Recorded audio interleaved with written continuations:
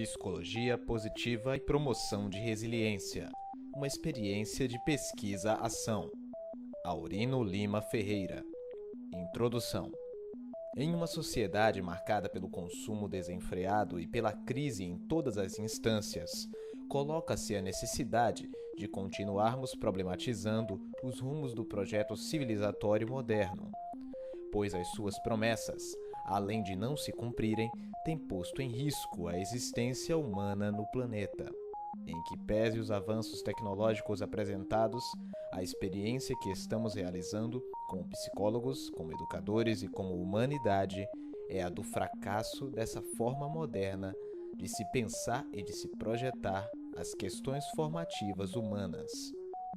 Entre as promessas não cumpridas e os déficits irremediáveis arrolados, está a incapacidade desse modelo cartesiano em favorecer o estabelecimento da própria autoconstituição dos indivíduos, referendada na subjetividade, como recurso fundamental em favor da pretensa emancipação da psicologia e educação modernas. É Souza Santos, em 2000, página 24, quem nos recorda que, enquanto no século XVIII morreram 4,4 milhões de pessoas em 68 guerras, no nosso século morreram 99 milhões de pessoas em 237 guerras. Entre o século XVIII e o século XX, a população mundial aumentou 3,6 vezes, enquanto os mortos na guerra aumentaram 22,4 vezes. Depois da queda do Muro de Berlim e do fim da Guerra Fria, a paz que muitos finalmente julgaram possível tornou-se uma cruel miragem em face do aumento nos últimos 6 anos dos conflitos entre estados e, sobretudo, dos conflitos no interior do estado. O apoio da psicologia no processo de constituição do sujeito moderno vem sofrendo severas críticas. Uma parte da produção de conhecimento nesse campo tem produzido visões que reafirmam um ideal de humano burguês, etnocêntrico, heterossexual e branco, sendo as populações de periferia tratadas como um outro abominável, ou sob o rótulo das categorias de risco e vulnerabilidade, o que mascara, assim, as afiliações a uma política de assujeitamento e de dominação. Frente ao colapso do paradigma cartesiano dominante, há que se postular, então, a emergência de outro paradigma. Se aplicarmos a categoria do paradigma emergente à questão em debate, poderíamos afirmar que, no horizonte do mundo, desenham-se um novo senso comum emancipatório e uma prática societal. Entre os destroços e cinzas deixados pela razão bélica, é possível se desenhar um novo paradigma, o qual poderia ser descrito como uma categoria positiva, de Snyder e Lopes, em 2009. Segundo Yunis, em 2003, a psicologia positiva emerge no cenário psicológico promovendo um resgate de categorias que lidam com a saúde, a felicidade, a paz e o bem-estar, e rompendo uma tradição de se focar no patológico. Contudo, os estudos nessa área do campo educacional permanecem escassos. As pesquisas sobre temáticas que envolvam os processos que permitem os sujeitos resistirem frente às diversidades, como é o caso da resiliência, poderiam ajudar o desenvolvimento dessa área da psicologia. Nesse sentido, o estudo da resiliência, enquanto um processo dinâmico que pode ser promovido, reatualiza as propostas de intervenções que visam a possibilidade de aprender a ser e a inclusão dos estudos das periferias para além dos rótulos de normalização e de patologização. Delors, em 2003, indica que o aprender a ser tem como objetivo desenvolver a personalidade e expandir os potenciais dos indivíduos, possibilitando-lhes usar a sua capacidade de autonomia, de discernimento e de se responsabilizar consigo e com os outros. Isto implica pensarmos o desenvolvimento integral da pessoa, inteligência, sensibilidade, sentido ético e estético, responsabilidade pessoal, espiritualidade, pensamento autônomo e crítico, imaginação, criatividade e iniciativa. Para isso, não se deve negligenciar nenhuma das potencialidades de cada indivíduo. Gadotti, em 2000, página 10. No campo educacional, essa aprendizagem integral tem sido relegada. sendo geralmente incluída apenas na agenda de discussão da educação não formal. Essa perspectiva de aprendizagem integral vem insistentemente retomando o debate de que os fins da educação não se devem restringir à adequação do sujeito ao mercado de trabalho e nem ao trabalho exclusivo da dimensão cognitiva.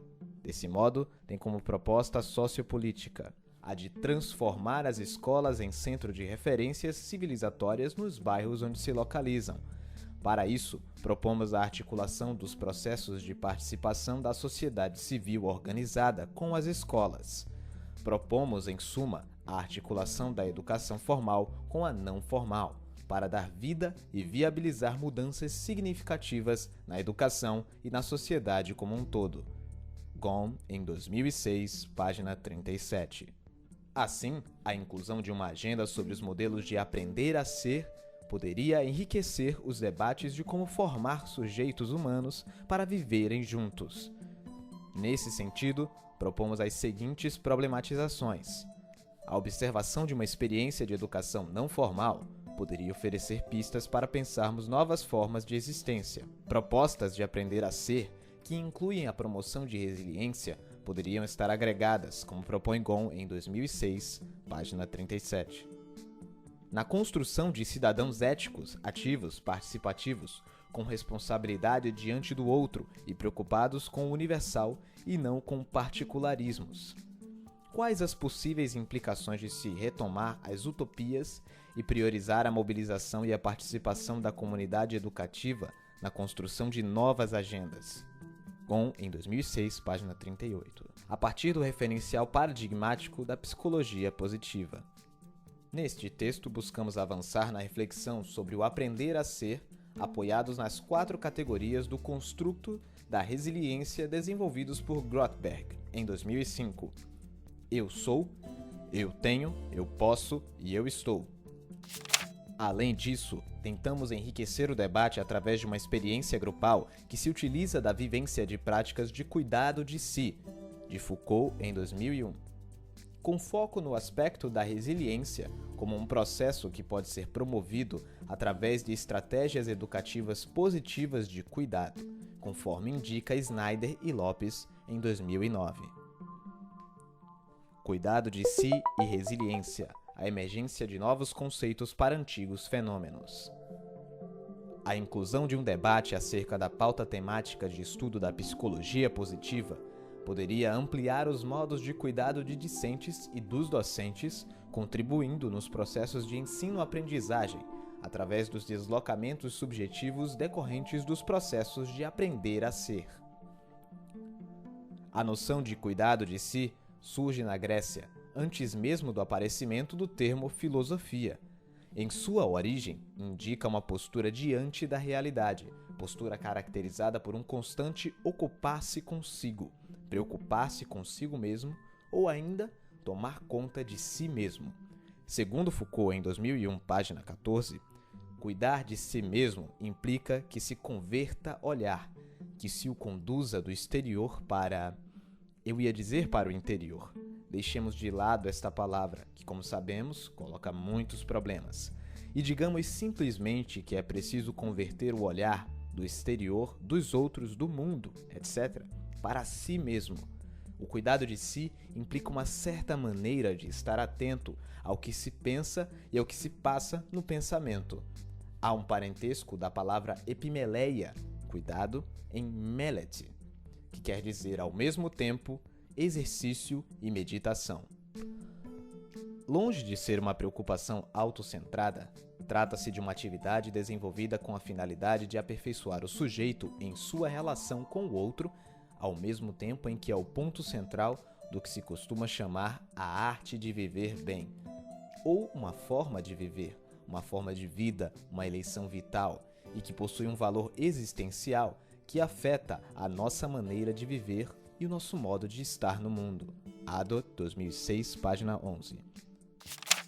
Essa atividade mostra-se vinculada a certo número de regras que não são impostas por alguma instância externa, mas pelo sujeito a si mesmo e, por isso, tem uma estreita ligação com a noção de liberdade. Nesse sentido, o cuidado de si emerge não como um princípio abstrato, mas como uma prática constante. Foucault, em 2001. Ao analisarmos aspectos históricos, vemos que o princípio do cuidado de si esteve na base de toda a filosofia antiga, incluindo Sócrates, bem como nas práticas dos primeiros cristãos. Porém, o que se enxerga na modernidade é um excesso de valorização da máxima délfica "conhece-te a ti mesmo", em detrimento do "cuida de ti mesmo". As técnicas de si, ou as artes da existência, configuram-se como uma problematização dos modos de constituição das nossas identidades, um questionamento permanente sobre o nosso modo de ser, o que aponta para a possibilidade de sermos diferentes. Esta é, portanto, uma questão ética, a relação de si para consigo mesmo. Assim, essas práticas devem ser aplicadas no instante mesmo de realização das ações, visto que, nesse momento, nossas identidades vão se construindo. O uso das categorias desenvolvidas por Grotberg em 2005 em seu estudo sobre a resiliência foram postas como práticas de cuidado de si, as quais ajudam os indivíduos a cuidarem de si mesmos, ou seja, são ferramentas reveladoras de si mesmo. Obviamente, esse tipo de atividade não pode ser considerado fácil. Trata-se de um trabalho que exige grande esforço e predisposição. Uma série de práticas é descrita nos tratados de filosofia antiga, entre elas a meditação, a escuta, o silêncio, o diálogo, a ascese e a escrita. Todas essas práticas foram utilizadas no trabalho com crianças, visando ajudá-las a desenvolver uma experiência baseada nos fatores de resiliência. Eu tenho, referente ao apoio, eu sou e eu estou, relativos ao desenvolvimento da força intrapsíquica, e eu posso, vinculado à aquisição de habilidades interpessoais e à resolução de conflitos. Grotberg, em 2005. Nessa linha de pensamento, a resiliência é sinal da dimensão de construção humana, como aponta Cyrulnik em 2003. Faz-nos pensar na necessidade da aprendizagem de novos modos de ser capazes de superar as imposições e as determinações socioculturais. As revisões de literatura na área da resiliência, de Souza e Cerveni, em 2006, indicam uma variedade de usos do termo resiliência, os quais passam por um espectro que vai do individual até uma dimensão crítica social. De Tavares, em 2001. Contudo, como aponta Yunis, em 2001, esse termo pode vir a se somar à extensa literatura psicológica que estigmatiza as crianças e os jovens de periferias. Neste trabalho, usamos o termo resiliência como resistência, no sentido Foucaultiano, a toda tentativa normalizadora do sujeito. Afinal, não é um dos traços fundamentais de nossa sociedade o fato de que nela o destino tome a força de uma relação com o poder? O ponto mais intenso das vidas, aquele em que se concentra sua energia, é bem ali onde elas se chocam com o poder, se debatem com ele, tentam utilizar suas forças ou escapar de suas armadilhas. Foucault, em 2003, página 207. Nessa perspectiva, a resiliência desponta como um processo relacional e dinâmico humano que nos permite deslocamentos no processo de subjetivação, ou seja, não tomamos a resiliência como uma capacidade individual permanente, mas sim como fruto de processos interativos que sofrem alterações de acordo com as múltiplas dimensões que compõem o fenômeno humano. Dimensões biológicas, psicológicas, sociais, culturais e espirituais. Na espiral dialética da pesquisa-ação, caminhos de observação do fenômeno. Este trabalho insere-se no campo de pesquisa do Programa de Extensão Observatório das Periferias, desenvolvido pela UFPE na comunidade do Coque. Com população de aproximadamente 40 mil habitantes e excluída das políticas públicas básicas, essa comunidade passou a ser considerada, no imaginário local, como uma das favelas mais violentas do Recife, sendo estigmatizada nos jornais como morada da morte. A grande maioria dos habitantes da comunidade está situada em um espaço sem infraestrutura em relação aos serviços básicos de educação, saúde, comunicação, transporte, saneamento e energia elétrica, o que coloca a comunidade com o pior índice de desenvolvimento humano, IDH, da região metropolitana do Recife. Nesse cenário está inserido o NENFA, Núcleo Educacional Irmãos Menores de Francisco de Assis, uma instituição da sociedade civil, criada a partir da parceria entre moradores da comunidade do Coque e um grupo de jovens, em 26 de setembro de 1986. Esse núcleo objetiva a superação da violência e a promoção de uma cultura de paz em defesa das crianças, dos adolescentes e dos jovens moradores das periferias urbanas da região metropolitana do Recife, por meio de ações sociais e educacionais, em todos os seus aspectos, e através de projetos de desenvolvimento comunitário sustentável e de educação não formal. Desde o ano de 2006, a Universidade Federal de Pernambuco, UFPE, vem realizando intervenções junto a essa comunidade por meio do projeto Coque Vive, uma ação em rede criada em parceria com o NENFA e com os movimentos sociais locais, visando a alterar as representações estigmatizantes sobre essa localidade. Em 2009, foi elaborado um projeto de extensão pelo Departamento de Psicologia e Orientação Educacionais da UFPE, no intuito de realizar intervenções com crianças e jovens da comunidade baseadas na psicologia positiva, especificamente através da construção de ambientes positivos, de Snyder e Lopes em 2009, e de promoção de resiliência. O giro da espiral dialética da pesquisa-ação de Thioland, em 2005, nos permitiu acompanhar o deslocamento operado pelos participantes do grupo junto a eles, bem como favoreceu percebermos de que maneira as categorias Eu Sou, Eu Tenho, Eu Posso e Eu Estou, de Grotberg, em 2005, poderiam alargar os horizontes das intervenções com resiliência numa perspectiva da psicologia positiva. O grupo acompanhado era composto por 10 crianças, na faixa etária de 9 a 11 anos, que faziam parte de um curso de formação em valores humanos e na cultura de paz desenvolvido pela organização civil NENFA. Esse curso aconteceu durante todas as semanas, num período de 14 meses, com disciplinas que envolviam raciocínio lógico, prazer de ler, cuidar do ser, artes e trabalhos com psicologia. Na perspectiva da pesquisa-ação, após uma primeira etapa de levantamento das necessidades do grupo, foram realizados encontros grupais semanais de intervenção, com duração de 2 horas cada. Analisamos para esta investigação um total de 50 encontros, contemplando o período de novembro de 2009 a dezembro de 2010. Os encontros ocorriam aos sábados pela manhã em uma sala do NENFA. Estes foram amplamente descritos na forma de decursos pelos observadores participantes, o que permitiu, após uma leitura atenta, mapear 3 etapas que norteavam a dinâmica da grande maioria dos encontros. A primeira era a etapa da escuta livre. Os participantes eram estimulados a falar livremente sobre os acontecimentos vividos durante a semana ou daquele momento presente. Costumavam, então, apresentar inicialmente os conflitos vivenciados pelo próprio grupo em outras atividades de cunho educativo, da instituição ou no âmbito familiar. Nesse momento, buscava-se delimitar um tema a ser refletido e experienciado pelo grupo.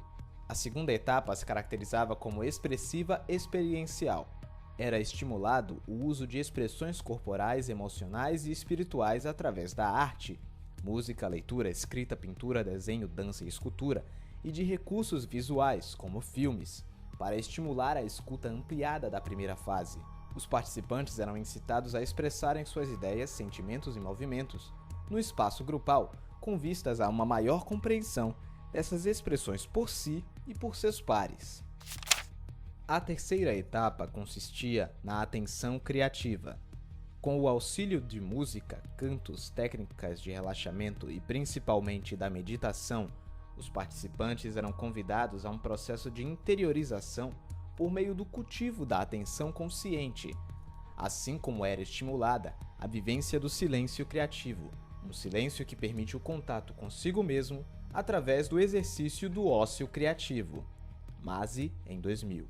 Ao final de um ciclo de 6 encontros de intervenções, era realizada uma avaliação da ação junto aos participantes, com vistas a reprogramar e redirecionar o trabalho. Nesse momento, era fundamental o contato entre os monitores, o supervisor, os adolescentes e os seus responsáveis em reuniões de avaliação, de forma a reposicionar as intervenções e desconstruir e construir visões. Procuramos, ao longo da intervenção, introduzir as categorias de Grothberg no trabalho desenvolvido com o grupo, assim como buscamos torná-las operantes nas relações dos professores com os 10 participantes do grupo. Os coordenadores da intervenção tiveram encontros com os professores para explicitar-lhes as categorias de Grothberg e para discutirem, ao longo do trabalho, como poderiam operacionalizá-las na relação com os participantes e com a família. Dessa maneira, procuramos, através de entrevistas com os professores e com os participantes e da observação participante no espaço grupal, acompanhar a influência dessas categorias como facilitadoras da resiliência. Assim, a espiral dialética dos 3 momentos de pesquisa-ação, o planejamento, a intervenção e a avaliação, moviam-se insistentemente com o intuito de gerar uma maior aproximação dos objetivos, dos sonhos e dos desejos do grupo. Resultados: reflexões no ato de caminhar. Na análise geral das relações entre os participantes dessa pesquisa, procuramos cruzar as informações obtidas mediante a observação participante e os dados obtidos no diálogo com os professores e participantes do grupo. A partir da leitura detalhada das entrevistas e das informações da observação participante, percebemos que uma característica marcante dessas relações era a promoção dos aspectos resilientes, ou seja, buscava-se potencializar nos encontros aqueles aspectos que favoreciam o crescimento de forma abrangente, bem como se estimulava a capacidade humana para enfrentar, vencer e ser fortalecido ou transformado por experiências de adversidade. Assim, inspirados nas 4 categorias elaboradas por Grothberg em 2005, eu tenho, apoio, eu sou, eu estou e eu posso, as quais foram criadas para analisar o desenvolvimento da resiliência, procuramos apresentar os principais pontos observados nos participantes do grupo. Eu tenho, apoio. Os participantes envolvidos no grupo conseguiram apresentar, em sua maioria, uma perspectiva da importância de figuras de apoio e autoridade em sua vida, geralmente depreciadas no início do trabalho.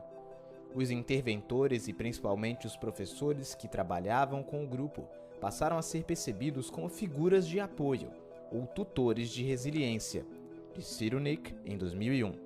Ou seja, eram colocados como pessoas em que os participantes confiavam, pois, além de oferecer modelos de conduta positiva, colocavam limites que os ajudavam a aprender a evitar perigos ou problemas. Os psicólogos explicam as coisas, ajudam a nós a conhecer um pouco mais do coque. Eles ajudam a ficar mais consciente, a não ter medo das coisas, a gostar mais um do outro. Eles gostam de nós e nós vamos aprendendo a ficar juntos, fala de John, de 10 anos.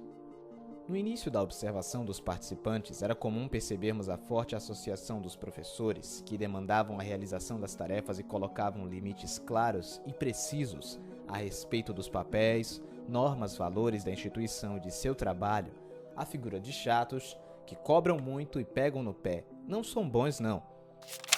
Contudo, a continuidade do trabalho levou os participantes a perceberem e expressarem que os professores que apresentavam um maior cuidado e puxava mais, e isto implicava a colocação de limites claros, passavam a ser vistos como apoiadores fundamentais para o crescimento e não como meros opositores de seus desejos, como pode ser visto no extrato de entrevista a seguir. R. A diferença é que os professores do NENFA querem saber da gente. P. Saber da gente como? R. Perguntam se está bem, se interessa pela gente de verdade, vai na casa da gente e se a gente falta, não deixa pra lá e pronto. P. E na escola? R. Na escola, eles não querem saber da gente, não dizem nem bom dia e vai logo fazendo tarefa. Entrevista com Brum, de 11 anos. De forma geral, os participantes conseguiram desenvolver um sentimento de que eles tinham pessoas que queriam que eles aprendessem a se desenvolver sozinhos e que estavam presentes em situações de tensão, de perigo ou quando necessitavam aprender algo novo. Na relação entre os participantes, o "eu tenho apoio", de forma geral, manifestou-se com grande intensidade.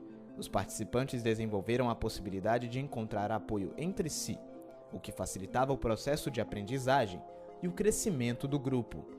O clima de participação nos encontros aumentou também em função do aumento de nível de confiança entre os participantes. A possibilidade de se expor, tanto na dimensão cognitiva como afetiva, sem o medo de ser ridicularizado, foi um grande ganho na relação entre eles.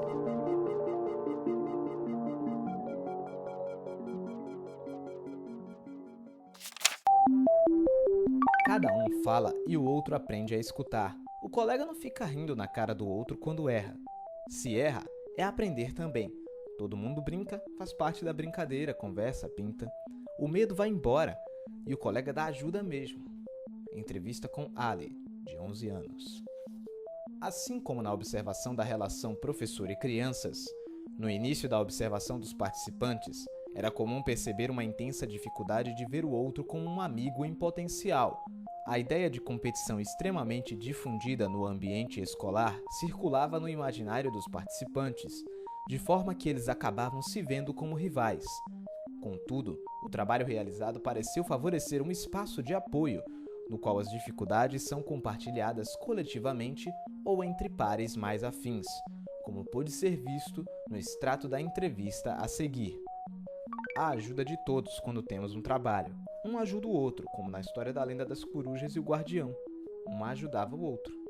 Quando chego com um problema, os colegas perguntam o que está acontecendo. Se não dá para ajudar, eles falam para o professor ajudar. Ajuda a fazer amizade, pois a pessoa que a gente não conhecia, agora no grupo vai conhecer, fazer amizade, falar com o outro. Isto é bom. Entrevista com Luke, de 10 anos. De forma geral, as crianças conseguiram desenvolver um sentimento de que eles tinham, na figura dos seus pares e dos professores, pessoas que queriam que eles aprendessem e crescessem, assim como contavam com o outro em momentos de conflito. Eu sou, relativo ao desenvolvimento da força intrapsíquica. O grande destaque nas relações entre professor e participantes era, sem dúvida, a influência que esse contato apresentava na possibilidade de redescrições das subjetividades, por meio da melhoria na autoestima. Os trabalhos da psicologia positiva, nesse sentido, foram fundamentais, pois nos ajudavam a pensar formas de intervenção que potencializam os participantes, assim como os professores.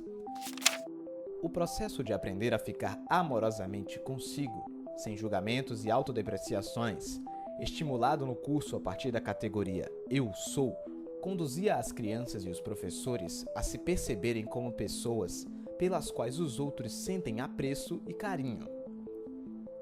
Eu me sinto tratada bem. Tem professores bons que gostam de mim e eu gosto deles. Meus colegas gostam de mim.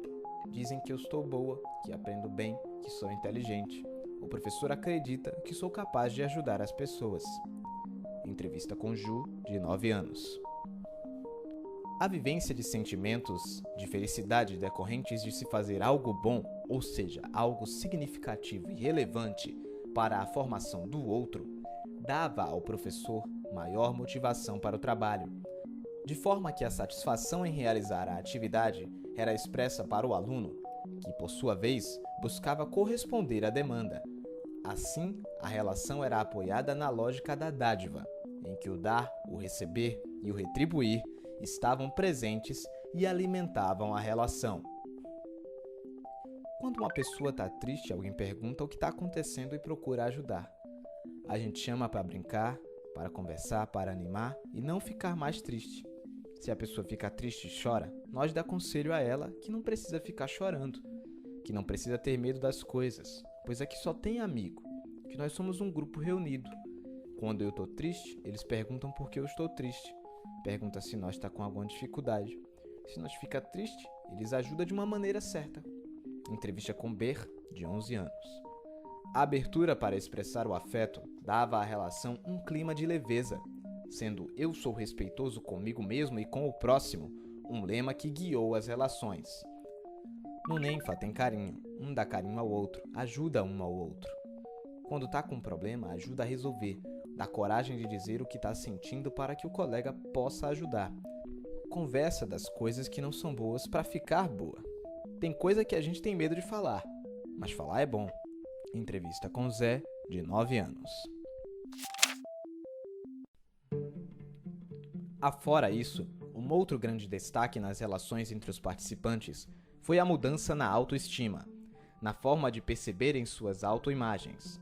Assim como na relação com os professores, o processo de aprender a ficar amorosamente consigo, estimulado no curso sem julgamentos e autodepreciações, conduziu os participantes a se perceberem como pessoas pelas quais os outros sentem apreço e carinho, o que favoreceu uma maior abertura e exposição em outras situações da vida por parte deles. Depois que entrei no curso, me vejo mais inteligente, não é ser melhor do que os outros. Os professores são mais gentis e nos respeitam mais. Aí eu vejo que estou mais estudioso, mais inteligente de verdade. Leio livros e tudo. Entrevista com Tá, de 11 anos. Eu estou. A dimensão do eu estou estava expressa no aumento da disponibilidade dos participantes em se responsabilizarem por seus próprios atos, bem como no aumento da visão otimista sobre suas ações e escolhas. Além disso, expressava-se também em como os professores viam os participantes de forma positiva, acreditando em suas potencialidades. Dependendo da burrada que a gente faz, tem vontade de esconder, mas a gente procura ajudar mais e ficar com coragem de dizer o que fez, para assim buscar resolver.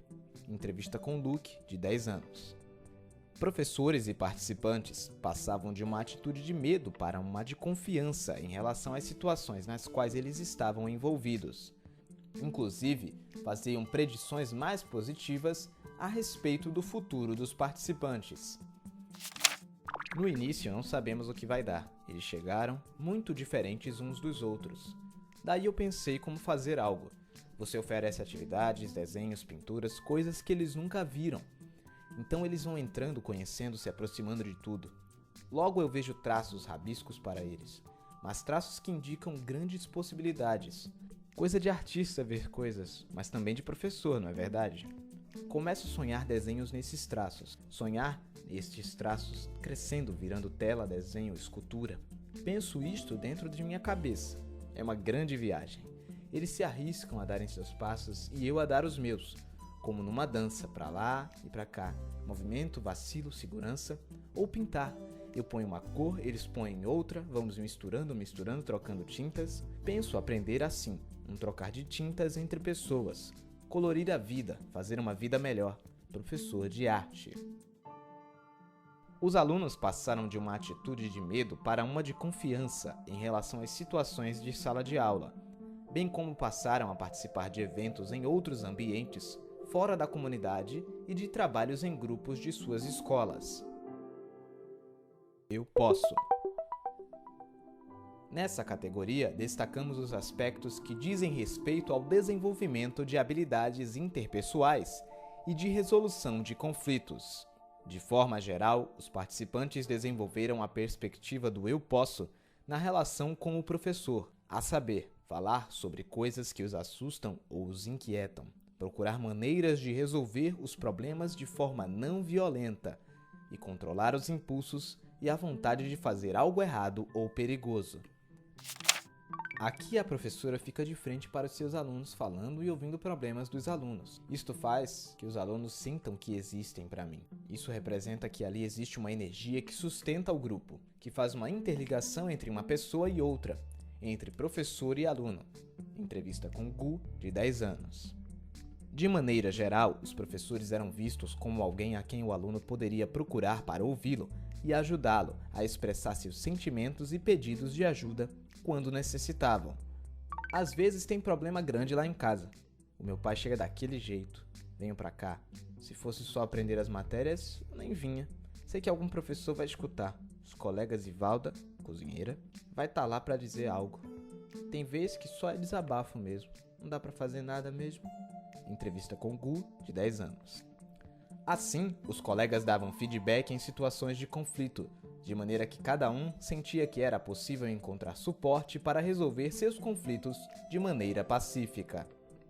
O colega sabe quando a gente precisa de apoio. Aprender assim facilita. Você não está sozinha no estudo nem na vida. Sabe, se as coisas ficaram difíceis, tem alguém para falar, para dizer, para dar um tempo, esfriar a cabeça, coisas de jeito que ajuda. Quando tem briga com alguém daqui ou de casa, eu falo com alguém do grupo para ver um jeito de resolver. Melhor que brigar. Acho que todo mundo cresce desse jeito e eu fico bem. Também quando tem as coisas com as meninas, coisas de namoro, o que vai fazer ou não fazer, os garotos são legais pra caramba. A gente troca ideias, fica lá falando, cada um dando seu pensamento. Isto ajuda no pensamento e na escolha da pessoa. Entrevista com Tai, de 11 anos. Da fala desse aluno, também podemos perceber o aumento na capacidade de procurar o colega para compartilhar sentimentos, bem como para solicitar ajuda. Conclusão. Ainda que o paradigma da psicologia positiva esteja em processo de organização e sistematização, não dá para negar que a felicidade, os processos emocionais e cognitivos positivos e o bem-estar são palavras cada vez mais ouvidas nos debates psicológicos. Dessa forma, o paradigma positivo tem se tornado parte integrante do cenário dos debates das perspectivas em psicologia, quer pelas simpatias e adesões, quer pelas suspeitas que desperta como ideal utópico e inatingível. Contudo, a noção de positividade como paradigma emergente, em que pesem os extremos das adesões modistas e das críticas defensivas, apresenta-se como um novo referencial de acordo com o qual podem emergir caminhos de superação aos problemas da psicologia na contemporaneidade, principalmente no que diz respeito à meta da formação humana, ou seja, que tipo de humano pretendemos desenvolver. Nesse ponto, as contribuições dos modelos positivos, com suas visões de ambientes positivos, são fundamentais, pois permitem pensarmos os processos de formação dentro de uma perspectiva que inclui o eu tenho, o eu sou, o eu estou e o eu posso. Esses modelos, portanto, apresentam-se como uma alternativa aos discursos psicológicos que se centram no patológico, negando as potencialidades possíveis de serem alcançadas, principalmente quando se trata de moradores de periferias. Pensar a possibilidade de promoção de resiliência a partir das categorias de Grothberg permitiu-nos perceber que é possível ensinar e aprender estratégias positivas que favoreçam o aprender a ser, ou seja, a construção de processos de subjetivação que vão além dos estereótipos que são comumente atribuídos às crianças das periferias nas pesquisas psicológicas. A resiliência, na perspectiva da psicologia positiva, passa a ser vista como um processo dinâmico e relacional, capaz, portanto, de ser aprendida e estimulada através de ambientes positivos, isto é, ambientes relacionais que favoreçam o cuidado de si. Isto porque são ambientes marcados por presenças humanas que sustentam modos de ser ancorados em valores, pensamentos e sentimentos elevados. Em que pese as dificuldades de realização plena do conceito de positividade na dimensão empírica dos processos de formação humana, se não queremos abrir mão de termos uma visão mais abrangente do humano na sua formação, precisamos continuar procurando respostas aos desafios que nos são postos. E o desafio central é pensarmos a superação do paradigma negativo patológico redutor da psicologia quando dos estudos das periferias. Desse modo, ao se desejar fazer da psicologia positiva um paradigma central da psicologia contemporânea, é preciso pensar como colocar tal conceito no cerne dos processos formativos dos profissionais que lidam com o humano. No campo das intervenções em periferias baseadas na resiliência, procuramos apontar a possibilidade de seu uso como uma forma de resistência, ou seja, como um dispositivo capaz de operar um deslocamento da lógica classificatória e excludente, ao mesmo tempo em que se propicia um espaço para aprender a ser, que vai além das categorias limitantes atribuídas aos moradores da periferia.